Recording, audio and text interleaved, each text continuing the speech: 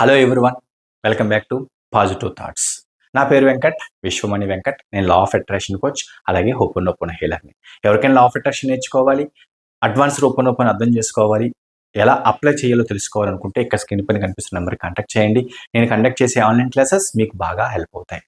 అలాగే ఈరోజు ఒక అద్భుతమైన టాపిక్తో ఈ వీడియో చేస్తున్నాను. అదేంటంటే చాలా మందికి ఉన్న డౌట్, ధ్యానం చేస్తున్నాము, మెడిటేషన్ రెగ్యులర్గా చేస్తున్నాము, కానీ రిజల్ట్ రావట్లేదు అని డౌట్ ఉండే వాళ్ళకి, ఫీల్ అయ్యే వాళ్ళకి ఈ వీడియో చాలా ఇంపార్టెంట్. ఈ వీడియోని చివరి వరకు స్కిప్ కాకుండా చూడండి. అలాగే కొత్త వాళ్ళు ఎవరైనా మన ఛానల్ చూస్తూ ఇంకా సబ్స్క్రైబ్ చేయకపోతే ప్లీజ్ సబ్స్క్రైబ్ చేయండి. Thank you universe. ఇక టాపిక్లోకి వెళ్తే, మీరు గనక ధ్యానం చేస్తూ సరైన రిజల్ట్ రావట్లేదు, సరైన అనుభూతి కలగట్లేదు అని ఫీల్ అవుతున్నారా? నిజం చెప్పాలి అంటే ఇది సాధారణం. ప్రతి ఒక్కరూ కూడా ధ్యానం, మెడిటేషన్ మొదలుపెట్టిన కొత్త రోజుల్లో ఇలా ఫీల్ అయ్యే ఉంటారు. కానీ ఫీల్ అయ్యారు, బాగుంది.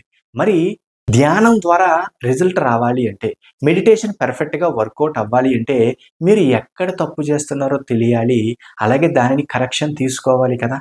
అందుకోసమే ఈ వీడియో. నిజంగా చెప్తున్నాను, ధ్యానం చేయడం అనేది ఒక అద్భుతం. దానిని ఒక పర్ఫెక్ట్ వేలో చేశారా, జీవితం మారినట్టే లెక్క.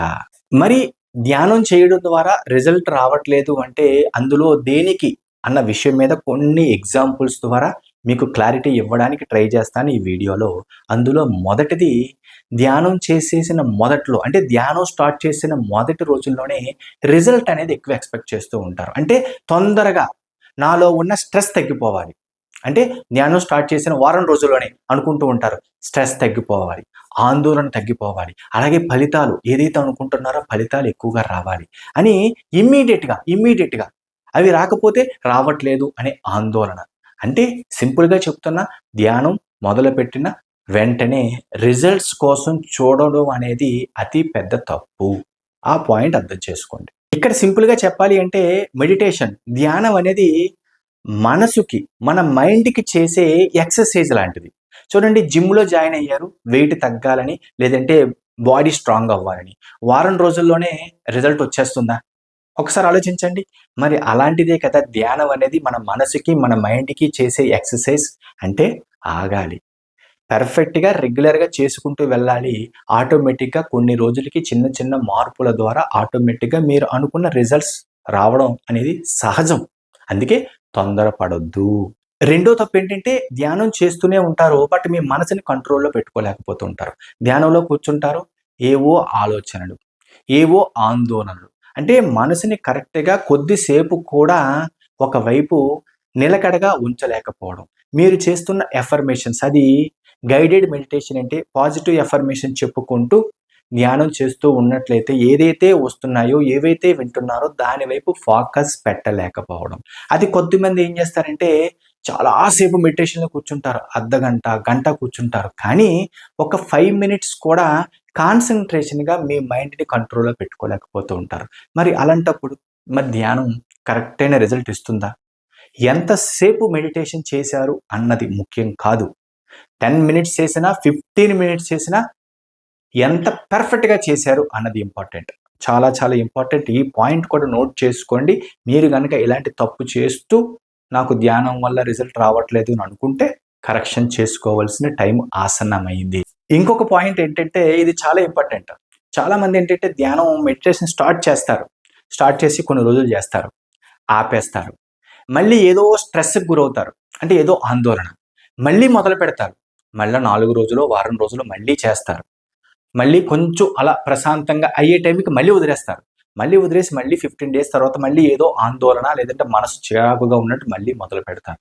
అంటే కన్సిస్టెన్సీ లేకపోవడం, అంటే రెగ్యులర్గా ధ్యానం చేయకపోవడం, లేదా మీకు అవసరమైనప్పుడు, అంటే ఏదో మనసు ఆందోళనగా ఉన్నప్పుడు, ఏదో స్ట్రెస్ ఫీల్ అవుతున్నప్పుడు, లేదంటే పనులు సరిగ్గా అవ్వలేనప్పుడు మళ్ళీ ధ్యానాన్ని మొదలు పెట్టడం. ధ్యానం అనేది ఏదో మీకు అవసరమైనప్పుడు మొదలుపెట్టి మళ్ళీ వదిలేసి మళ్ళీ స్టార్ట్ చేసేది కాదు. ధ్యానం అనేది మొదలు పెట్టడం అనే అవకాశం దొరికిందా, ఒక సంవత్సరములు ఎప్పుడో మీకున్న 30 ఇయర్సో, 40 ఇయర్సో, 50 ఇయర్స్‌లోనో మెడిటేషన్ చేసే అవకాశం యూనివర్స్ మీకిచ్చిందా? ఒక్కసారి మొదలుపెడితే అది జీవితాంతం కంటిన్యూ చేయాలి. అలా రెగ్యులర్‌గా చేస్తున్నారు అంటే అతి కొద్ది నెలల్లోనే మీరు అనుకున్న ఫీలింగ్స్, అనుభూతులు కలుగుతాయి. అది కూడా కంటిన్యూగా చేస్తే, అది కూడా పర్ఫెక్ట్ వేలో చేస్తే ఆటోమేటిక్‌గా మీరు అనుకున్న రిజల్ట్ కూడా వస్తుంది. అర్థం చేసుకోండి. సింపుల్‌గా చెప్పేది ఏంటంటే ధ్యానం అనేది మీకు అవసరమైనప్పుడు చేసి ఆపేసేది కాదు. ఒకసారి స్టార్ట్ చేస్తే కంటిన్యూగా చేసే ప్రాసెస్. ఇంకొక పాయింట్ ఏంటంటే ధ్యానం స్టార్ట్ చేసేటప్పుడు మీకు సరైన లక్ష్యం అంటే మీ గోల్ అనేది మీకు లేకపోవడం. ధ్యానం ఎందుకని చేస్తున్నారు? స్ట్రెస్ తగ్గించుకోవడానికా? మనసును ప్రశాంతంగా పెట్టుకోవడానికా? లేదంటే ఆ రోజు చాలా అద్భుతంగా హ్యాపీగా రోజు గడపడానికా? అంటే ఏదో ఒక గోల్ అయితే ఉండాలి కదా! మరి దీనికి పరిష్కారం ఏంటంటే ధ్యానం మొదలుపెట్టేటప్పుడే మీ గోల్ అనేది సెట్ చేసుకోవాలి. దేనికోసం చేస్తున్నాను? ఓకే. నేను మనసును ప్రశాంతంగా పెట్టుకోవడం కోసం ధ్యానం, మెడిటేషన్ చేస్తున్నాను. నా పనులన్నీ చక్కగా అవ్వడం కోసం మెడిటేషన్ చేస్తున్నాను. లేదా నేను ఆర్థికంగా ఎదగడం కోసం మనీ గైడెడ్ మెడిటేషన్ చేస్తున్నాను. అనే గోల్ అనేది పెట్టుకోవాలి. ధ్యానం చేసేటప్పుడు వాటిపైన మీ గోల్ పైన ఫోకస్ పెట్టాలి. అప్పుడు ధ్యానం యొక్క రిజల్ట్ మీరు చూడగలుగుతారు. మెడిటేషన్ చేసేటప్పుడు స్టార్ట్ చేసినప్పుడు ఒక లక్ష్యాన్ని పెట్టుకోవడం, దానిపైన జరిగినట్టు ఫీల్ అవుతూ అనుభూతిని యాడ్ చేయడం, ఒక ఫ్రీక్వెన్సీని జోడించడం అనేది చాలా అవసరం. ఇప్పటివరకు నేను చెప్పిన కొన్ని పాయింట్స్ అనేవి మెడిటేషన్ చేసే వాళ్ళకి సరైన రిజల్ట్ ఇవ్వట్లేదు అని ఫీల్ అయ్యే వాళ్ళ కోసం. మరి నిజంగా పర్ఫెక్ట్‌గా నేను చెప్పిన పాయింట్స్‌ని కరెక్షన్ తీసుకొని కరెక్ట్‌గా మెడిటేషన్ చేస్తే కలిగే రిజల్ట్స్ ఎలాగుంటాయంటే, ఏదో తెలియని ప్రశాంతత, అనుకున్న పనులు చకచక చాలా ఈజీగా అయిపోవడం, మీ మాటలు ఎదుటి వాళ్ళకి చాలా పాజిటివ్ వేలో వాళ్ళు రిసీవ్ చేసుకోవడం.